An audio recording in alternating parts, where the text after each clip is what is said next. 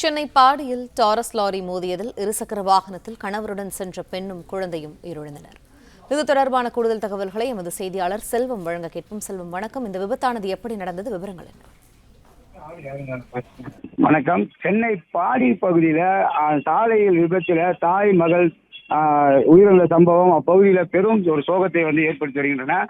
சென்னை மாதவரத்தில் இருந்து அண்ணா நகர் நோக்கி Taurus lorry மண் லோடி ஏற்றி சென்றுள்ளனர். அப்பொழுது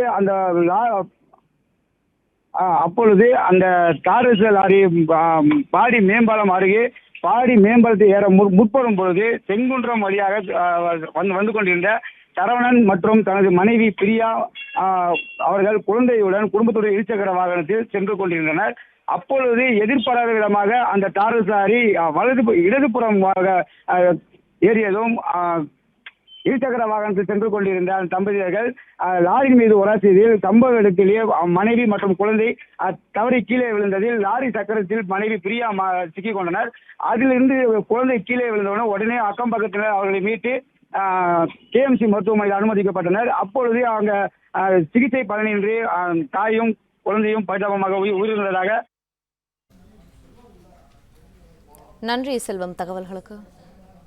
பிளே ஸ்டோர் மற்றும் ஆப் ஸ்டோரில் இருந்து பாலிமர் செயலியை QR கோடு மூலம் பதிவிறக்கம் செய்யுங்கள். செய்திகளை உடனுக்குடன் பெறுங்கள்.